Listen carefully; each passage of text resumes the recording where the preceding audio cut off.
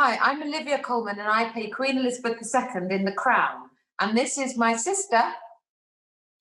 I am Helena Bonham Carter and I play Princess Margaret in The Crown. Hello, Olivia. How are you? Hello, Helena. Very well, thank you. People want to know things like why did you want to act? What was the age that you suddenly thought, oh my God, I've got to be an actor? Because you apparently were relatively, but it wasn't late. It was in your 20s, wasn't it? You'd started teaching or you were on your way to doing something else, was it? I was 16 when I did my first play, and that's when I knew I wanted to act. Okay, so it wasn't, okay. Not late, unless, No, that's not late at all. late But then for did you. you go to uni? Yes, sort of, for a while. Because the only course I could get on, I did, and I didn't do very well, and I left after about a term, I think, or well, it wasn't very long, and then I just did plays solidly. You went to Yeah. drama school. Yeah. What do you think you learnt there, looking back on it? More than anything, I think, and they said this too, they can't teach you how to act. That's something that's in there or not in there, but they'll. I learned a much better work ethic than I would have had without. And just to realise, shut up. But to realise also that if you're working, you're unbelievably lucky because they Yeah. say at any point 90% of actors aren't working. So appreciate it, never take it for granted, and I never do. Is there anything that is that you didn't expect about this profession? I didn't expect to be the one that would be getting the work. So Yeah, it's a very there's so much chance and luck, and it's nothing you can do about it. It's timing. So much to do with landing at the right time or just appearing in someone else's imagination and going and being seen by other people. It's such I suppose after a bit, and maybe they taught you at drama school that sort of thing of how to judge whether to do a job, because I think one's longevity in this profession is to do with making wise choices. And having said that, you can never know, and you can never predict what's a hit. But you ever so often you have to be in something that makes money, I think, in order to survive a full length, a full yeah, decade or a next decade. And then we also have to, particularly as women, but I think we live in a much kinder time because people are allowing women to age now. But we have to age, we have to get to the next decade. Like I started as an ingenue, which I hated, frankly, and now finally I'm getting to play parts that I always was more suited to, which is basically character parts. But you're always at the prey of what you look like. But I think, contrary to what everyone thinks, I think getting older is easier because you're never going to be just cast for what you look like. You're going to be, that's going to become secondary. well, more has happened to someone who's older. There's, I find it more interesting as time goes by. Also, I was often offered parts for someone much older when I was younger, and I couldn't play them well. So I have no experience of it, and Yeah. so I'm enjoying it more now. Yeah.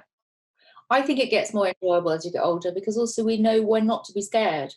I think when I was young, people say like, "What was your first job like?" I thought it was absolutely terrifying because you'd walk into a room and think like, a lot of the time looking back on it, I was terrified for no reason because you'd think, well, what do all these people think? And like, for instance, on a set which is full of people, they're not actually thinking about you. They're worried about their own job, but no one had sat down and explained, oh, well, they're doing this and they're doing that, and that's what they're concerned with. And also explain that you have to speak up and they want to know if you're uncomfortable. Because I was just like, I did lots of corset parts really early on and I never said when I couldn't breathe. I was dead by lunchtime. And then they'd take it off and there were track marks all the way down my body. And it'd be just That's like... a very young person, isn't it, though? Because do you remember we had kids playing bridesmaids and page boys, and it was freezing, and we were all whinging about, oh God, it's cold, and they said nothing. Kids don't realise they're allowed to express their discomfort. It's an important any job, isn't it? As you grow up, you realise I'm allowed to say no. I'm allowed to. Yeah, it's not. Yeah. good point. What is that? Okay, I see your It's a hand. What do you think it is? Very hot. Right, okay, let's try something else. Am I any different from what you thought I was going to be like? Because we have met. Yes, what did I think? I had been a fan of your work forever, for as long as I can remember. I think I've seen almost everything you've done. And yeah, and I was terribly excited the first time we met. I think, remember being blown over by your kindness and your all constant thoughtfulness for everybody else. I think that's quite similar to you. You're very, very socially responsible and always thinking about the person on the other side of the room. That's quite similar. Maybe we are the same person, but you are unbelievably caring of the welfare and well-being of other people. Oh. Have you always been like that? If I have, it's my mum and dad.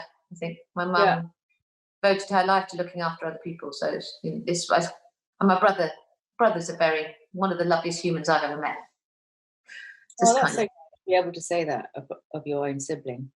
Yeah, but that's what I remember as the days went by when we first started working together. It's going just incredibly kind, and the moment someone's ill, I've got something for you, and you'd help. Let's make it work. Yeah.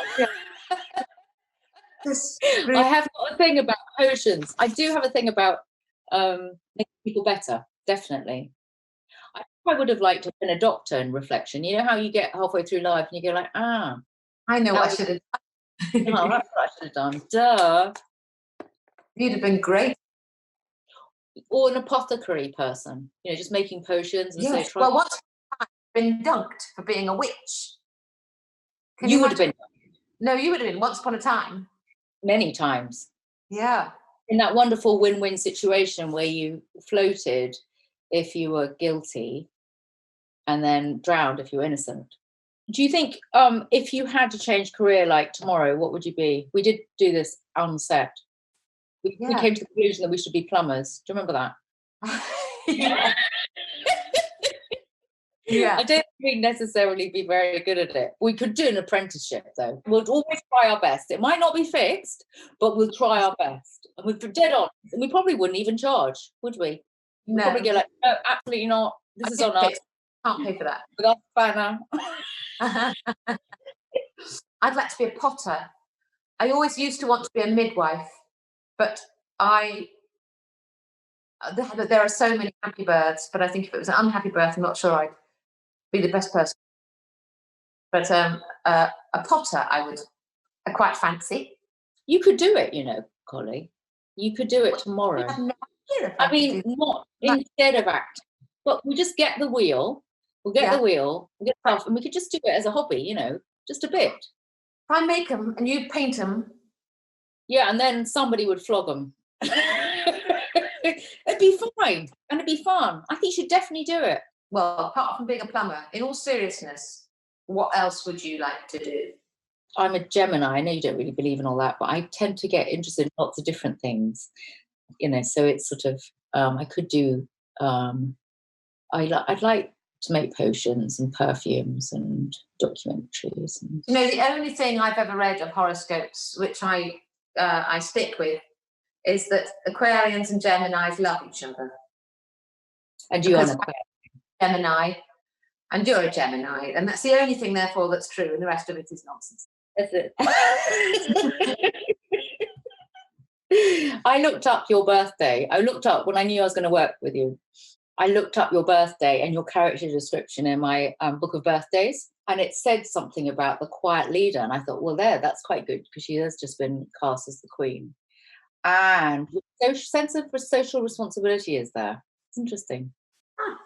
I went to see an astrologer for Margaret too, and she gave me a few insights. Don't know how it works, but I always am worth listening to whatever helps one on the road. I suspect you don't really like talking about how the whole process of acting, and there's a sort of superstitious, let's not go there because it will meddle with your unconscious. But if there was any sort of ABC to tell a young actor, like they've just got a job, how much, is there any ABC to your process? before you actually get to the first day of acting, or not really? Because it's No. very interesting there isn't. And then because a lot of people go like, oh, you have to do this and you have to do that. And the fact is that I guess everyone is, it's make your own. You shouldn't think about what your face looks like. I think let go of any vanity, unless the character has vanity. Yeah. I think that's important and Yeah. to feel it. Sometimes I'm aware that I'm acting because there's something usually lacking in a script where you can't get there. Yeah. And then I can sort of feel that I'm acting rather than feeling it. Yeah.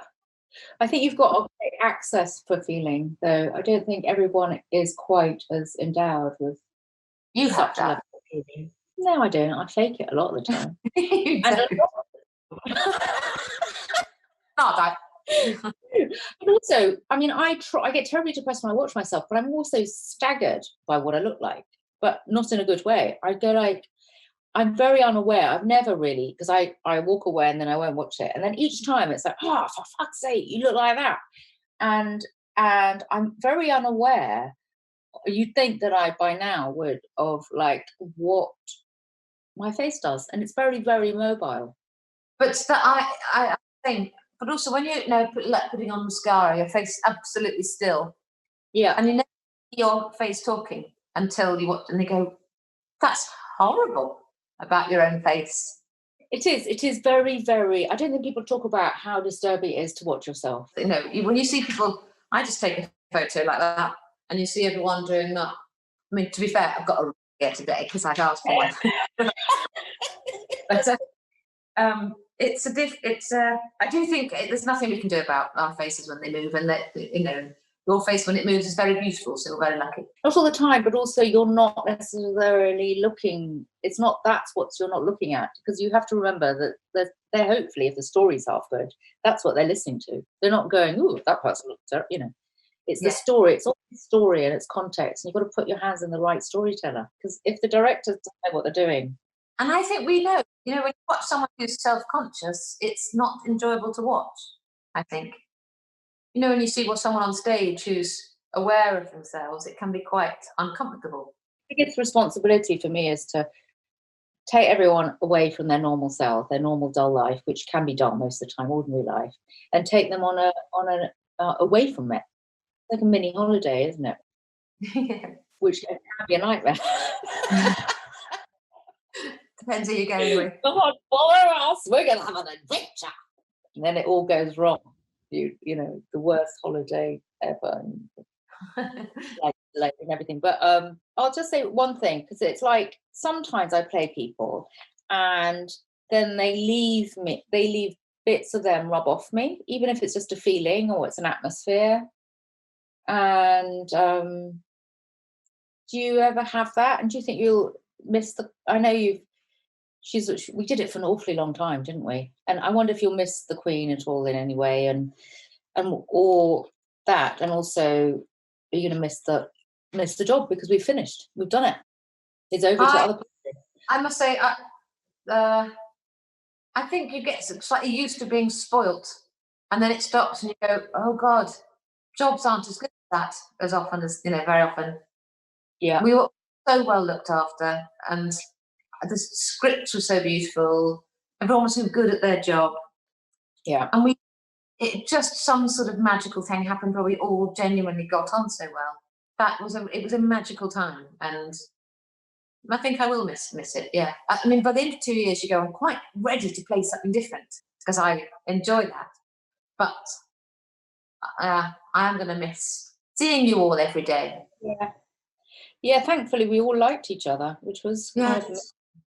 And we also had to sit next to each other for long. There was long hair and makeup right in the beginning of the day, and you had to put up with my music taste, and we got into that. And I think there was huge security in that job because we trusted everyone. A lot on the job, because you never, and they don't have a track record, or the team hasn't got a track record together.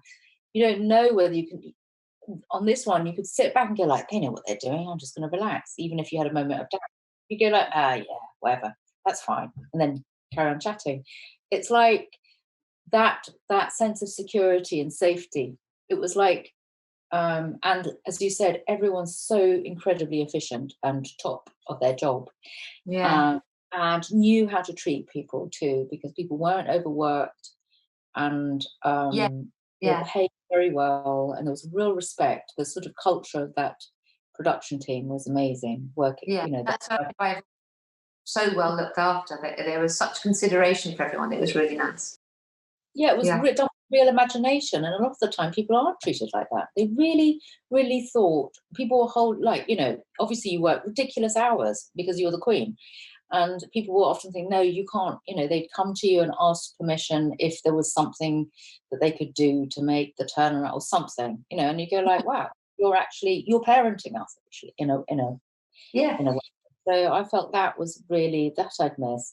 But there is that thing is no matter how well, and it's amazing writing too.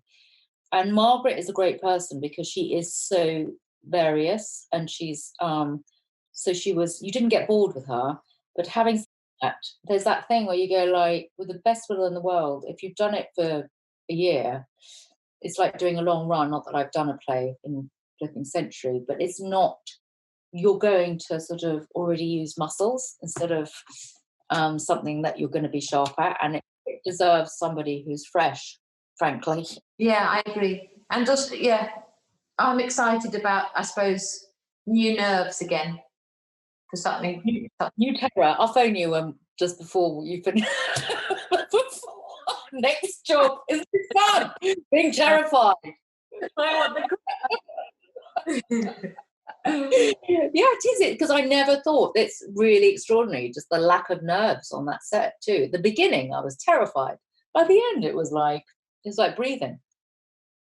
Well, by the end, we had our phones sort of, in a bra. Yeah, we did have our phones. We had our phones, we had our snacks, we had our photos. Yeah. We also know the whole thing is a jigsaw puzzle, so it's little bits. You're just capturing little bits, and those directors were great too. Yeah. And all that. It's a really Oh, so lucky. So lucky. I'm so glad to have gotten to know you. Oh, and you, Lee. Yeah, Cole. The best things. People that I will take with me from this job. That's the biggest gift, isn't it? It is. It's always the people that make it. It is the people. Yeah. You never know with actors. I think on the whole, I've met Nellie, my daughter, interviewed me yesterday for a Futures program. She was saying like, anybody you didn't like? And I said, well, actually, probably not very many at all in a long, long time. To work with actors. Actors tend to be. Well, you're all on the same wavelength, so chances are you're going to like them. You're all in it, things normally together, and we're all doing something at the beginning that's quite frightening, or you just don't know whether it's going to happen. And we all have to trust. You jump in together. You have to hold hands and jump in and commit. Yeah. Keep your wig. You do need to keep the queen wig. Okay. Keep the queen wig. Yeah, part of the pot. Yeah. No, I think you need. It's going to be useful, that wig in the future. Is there anything that you kept? The stamp. I guess the stamp. I did take an envelope on my very first day that had me as. That's right. Should we go? Oh, we probably should go. Very lovely to chat to you, Helly. Love you. Love you, Holly. All right, baby. All right then. Bye. Bye. Bye. Bye. Bye. Bye.